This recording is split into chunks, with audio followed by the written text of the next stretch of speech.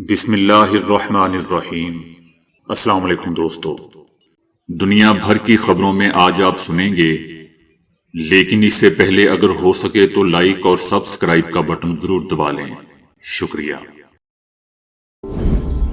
امریکہ کے سابق صدر جو بائیڈن نے وائٹ ہاؤس چھوڑنے کے بعد دوستو اپنی پہلی تقریر میں اپنے جانشین ڈونلڈ ٹرمپ کی جانب سے حکومت میں رد و بدل کی مذمت کرتے ہوئے دعویٰ کیا ہے کہ اس کوشش سے امریکیوں کی ریٹائرمنٹ کے فوائد خطرے میں پڑ گئے ہیں۔ سابق صدر جو بائیڈن نے کانفرنس سے خطاب کرتے ہوئے کہا کہ 100 دن سے بھی کم عرصے میں صدر ٹرمپ کی انتظامیہ نے حیران کن نقصان اور تباہی مچا دی ہے۔ یہ سب حیرت انگیز ہے کہ اتنی جلدی ایسے کیسے ہو سکتا ہے۔ جو بائیڈن کا کہنا تھا کہ انہوں نے سوشل سیکیورٹی انتظامیہ کو دھوکہ دیا ہے جس نے 7,000 ملازمین کو فوائد سے محروم کر دیا ہے۔ نیلے رنگ کا سوٹ اور ٹائی پہنے اور امریکی جھنڈے کے سامنے کھڑے 82 سالہ ڈیموکریٹ نے تقریباً آدھے گھنٹے تک دوستوں تقریر کی۔ اس دوران بعض اوقات سابق صدر جو بائیڈن کی عمر بڑھنے کے آثار بھی دکھائی دے رہے تھے۔ جب انہیں کچھ جملوں میں دشواری کا سامنا کرنا پڑ رہا تھا تو انہوں نے اس دوران اپنے پسندیدہ جملے اینی وے سے کام چلایا۔ سابق صدر جو بائیڈن کا کہنا تھا کہ بہت سے امریکی صرف خوراک خریدنے کے لیے سماجی تحفظ پر انحصار کرتے ہیں اور ان میں سے بہت سے فائدہ اٹھانے والوں کی واحد آمدنی یہی ہے۔ اگر اسے کاٹ دیا گیا تو یہ لاکھوں لوگوں کے لیے تباہ کن ہوگا۔ انہوں نے صدر ٹرمپ کے وزیر تجارت اور سابق ہیج فنڈ مینیجر کو ایک حالیہ بیان پر تنقید کا بھی نشانہ بنایا، جس میں انہوں نے کہا تھا کہ دھوکہ باز افراد چیک غائب ہونے کی شکایت کریں گے لیکن اپنی ساس کے غائب ہونے کی کوئی شکایت نہیں کرتے۔ سابق صدر جو بائیڈن کا کہنا تھا کہ 94 سالہ اس ماں کا کیا ہوگا جس کے خاندان میں کوئی ارب پتی نہیں ہے۔ بھارتی ریاست اتراکھنڈ میں مودی حکومت کے تحت 170 سے زائد مسلم مدارس کو غیر قانونی قرار دے کر بند کرنے کا عمل شروع کر دیا گیا ہے۔ ان میں سے 129 مدارس میں تدریس کا سلسلہ فوری طور پر معطل کر دیا گیا ہے، جس کے باعث دوستوں ہزاروں طلباء تعلیم سے محروم ہو گئے ہیں۔ یہ کارروائی خاص طور پر اودھم سنگھ نگر، دہرادون، نینی تال اور ہلدوانی جیسے علاقوں میں کی گئی ہے۔ ہلدوانی کے علاقے میں 7 مدارس بغیر کسی پیشگی کے نوٹس کے سیل کر دیے گئے ہیں، جس سے مقامی مسلم برادری میں شدید خوف و ہراس اور غصے کی لہر دوڑ گئی ہے۔ ریاستی حکومت کا دعویٰ ہے کہ یہ مدارس غیر رجسٹر اور شدت پسندی کے مراکز ہیں، جبکہ مسلم رہنماؤں اور سول رائٹس تنظیموں نے اس اقدام کو بی جے پی کی فرقہ وارانہ سیاست کا حصہ قرار دیا۔ مشہور عالم دین مفتی شمعون قاسمی کا کہنا ہے کہ اگر کوئی ادارہ غیر قانونی ہے تو کارروائی ضرور ہو، مگر مدارس کو نشانہ بنا کر دینی تعلیم کو تخریب کاری سے جوڑنا انتہائی افسوسناک ہے۔ ان کا کہنا تھا کہ مدارس کی بندش کے پیچھے اصل مقصد مودی حکومت کے ہندو تباہ ایجنڈے کو آگے بڑھانا ہے۔ ایران کے سپریم لیڈر آیت اللہ خامنائی نے کہا ہے کہ امریکہ ایران جوہری مذاکرات کے بارے میں زیادہ پر امید ہے اور نہ ہی مایوس۔ قانون سازوں سے ملاقات میں آیت اللہ خامنائی کا کہنا تھا کہ وہ بدترین دشمن کے ساتھ مذاکرات سے مطمئن ہیں، لیکن انہوں نے خبردار کیا کہ یہ بالآخر نتیجہ ثابت ہو سکتے ہیں۔ ان کا کہنا تھا کہ اسے ایران کے مستقبل سے جوڑنے سے گریز کریں۔ ایران کی جانب سے دوستو یہ اقدام ایرانی عوام میں ایران امریکہ مذاکرات سے بڑھتی ہوئی امیدوں کو کم کرنے کی کوشش ہے۔ یہ بھی یاد رہے کہ گزشتہ چند دنوں میں ایرانی کرنسی میں ڈالر کے مقابلے 20% اضافہ ہوا ہے، جس سے ایرانی عوام میں امید پیدا ہوئی ہے کہ ایران کی اقتصادی تنہائی ختم ہونے کے لیے کوئی معاہدہ ہو سکتا ہے۔ مقبوضہ وادی کے ضلع شوپیاں میں وقف ایکٹ کے خلاف احتجاجی مظاہرہ کرتے ہوئے مودی حکومت کے خلاف نعرے بازی کی احتجاجی مارچ کا آغاز بنا بازار شوپیاں سے ہوا، جو گول چکری شوپیاں پر اختتام پذیر ہوا۔ مظاہرین نے ہاتھوں میں پلے کارڈز اٹھا رکھے تھے جن پر وقف ایکٹ کے خلاف نعرے درج تھے۔ اس کے علاوہ مظاہرین مودی حکومت ہوش میں آؤ اور وقف بل نامنظور جیسے نعرے لگا کر اپنا احتجاج درج کروا رہے تھے۔ لوگوں کا کہنا تھا کہ وقف املاک مسلمانوں کی مذہبی اور سماجی شناخت کا ایک حصہ ہے اور ان پر کسی بھی قسم کی غیر ضروری مداخلت ناقابل قبول ہے۔ دوستو، یاد رہے کہ وقف قانون پارلیمنٹ کے دونوں ایوانوں میں منظور ہو کر صدر ہند کی ہندوستان کے صدر کی مہر تصدیق کے بعد قانون بن چکا ہے۔ وقف ایکٹ کے تحت ریاستی وقف بورڈ کے اختیارات کو مرکزی وقف کونسل کے تحت لانے کی کوشش کی گئی ہے۔ اس بل کو جموں اینڈ کشمیر سمیت کئی ریاستوں میں مسلمانوں کے مذہبی حلقوں کی جانب سے شدید تنقید کا نشانہ بنایا جا رہا ہے۔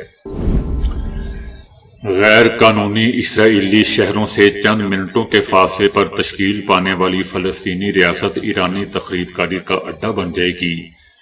یہ الفاظ دوستو غاصب اور سفاک اسرائیلی وزیر اعظم نیتن یاہو کے ہیں، جس نے فرانسیسی صدر میکرون کے ساتھ ایک ٹیلی فونی گفتگو میں ادا کیے۔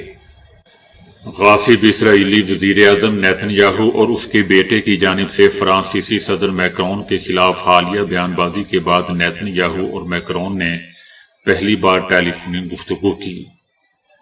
اس دوران نیتن یاہو آزاد فلسطینی ریاست کے قیام کی شدید مخالفت کا اظہار کرتے نظر آئے کہ یہ اقدام تخریب کاری کے لیے ایک بہت بڑا انعام ایران کے لیے ثابت ہوگا۔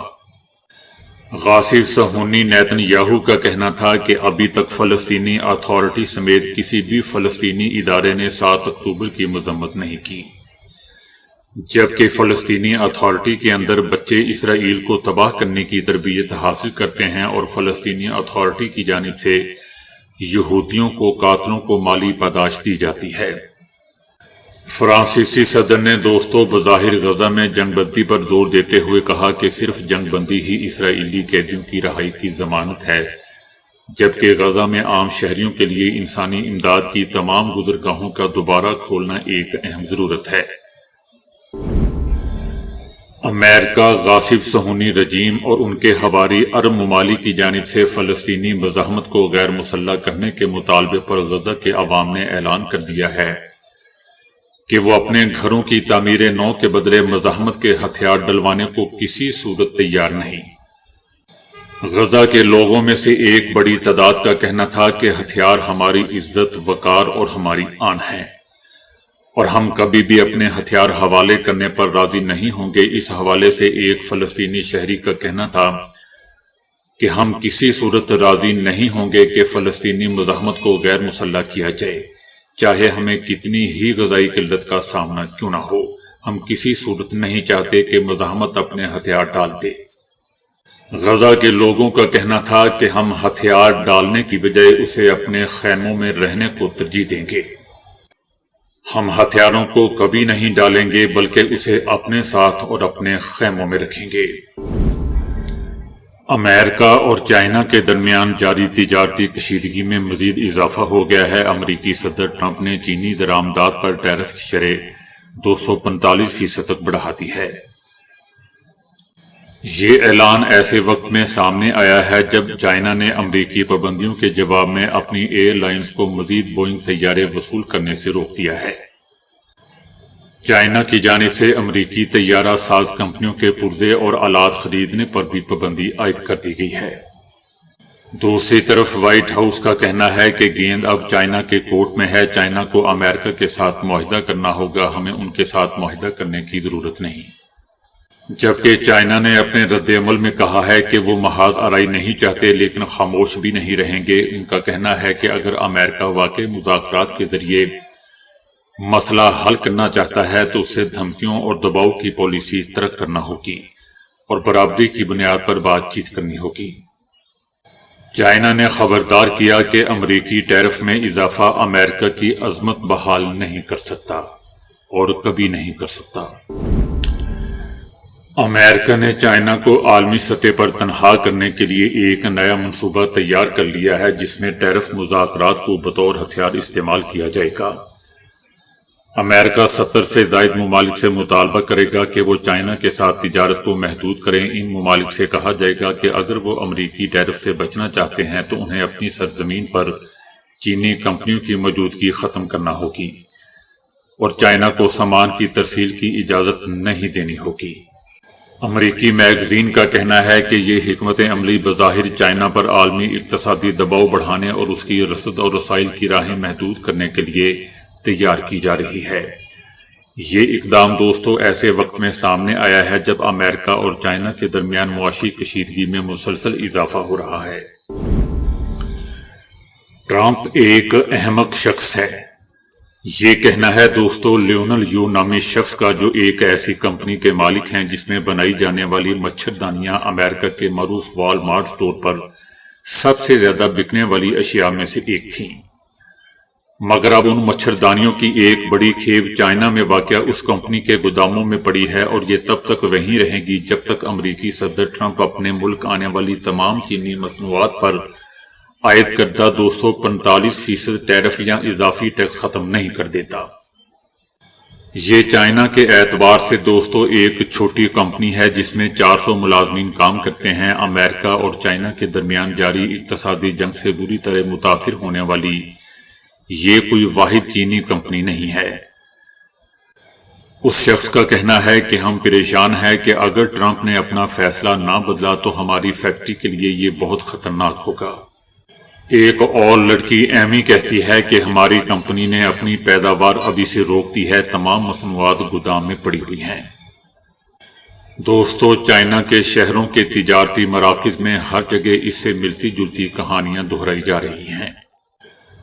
دنیا کی 2 سب سے بڑی معاشی طاقتیں ڈیڈ لاک کا شکار ہیں، اور اس کا مطلب ہے کہ امریکی گھروں کے لیے بنائی گئی چینی مصنوعات فیکٹریوں میں پڑی رہ جائیں گی، جبکہ امریکہ کے بھی کئی کچن اس تجارتی جنگ کے اثرات محسوس کریں گے اور انہیں اب مہنگے داموں پر یہی مصنوعات خریدنا پڑیں گی۔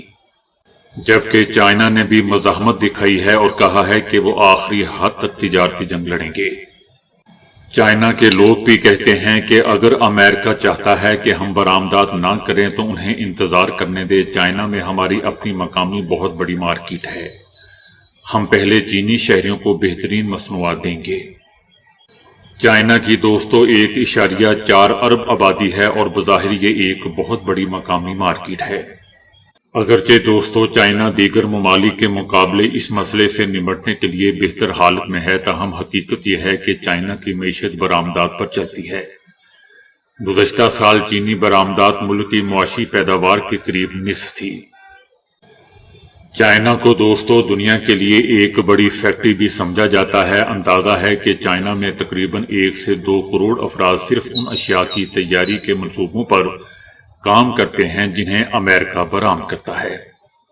چائنا کی ہر عمارت کی ہر منزل پر کئی فیکٹریاں ہیں جہاں مزدور دن میں 14 گھنٹے کام کرتے ہیں۔ چائنا اپنا دوستو ایک بڑا تجارتی شراکت دار یعنی امریکہ کو کھو سکتا ہے، جو اسے ہر سال 400 ارب ڈالر کی مصنوعات خریدتا ہے، لیکن امریکہ میں بھی اس کے اثرات محسوس کیے جائیں گے، جہاں ماہرین کو کساد بازاری کا بھی خدشہ پیدا ہو گیا ہے۔ صدر ٹرمپ اس غیر یقینی صورتحال میں اضافہ کر رہے ہیں۔ انہوں نے چائنا پر بھرپور دباؤ ڈالا ہوا ہے، مگر چائنا بھی دوستو جھکنے کو تیار نہیں ہے۔ وہ کہتا ہے کہ ہم آخری دم تک لڑیں گے اور یہی ہمارے لیڈر کا حکم ہے۔ لیکن چائنا کا یہ بھی کہنا ہے کہ وہ امریکی مصنوعات پر 125% ٹیرف کو مزید سخت نہیں کرے گا، چائنا دوسرے طریقوں سے جواب دے گا۔ لیکن معاشی جنگ کا سبب بننے والی گزشتہ ہفتے کے بعد دوستو دونوں فریقین کے پاس سوچ سمجھ کر آگے بڑھنے کا ایک موقع ہے۔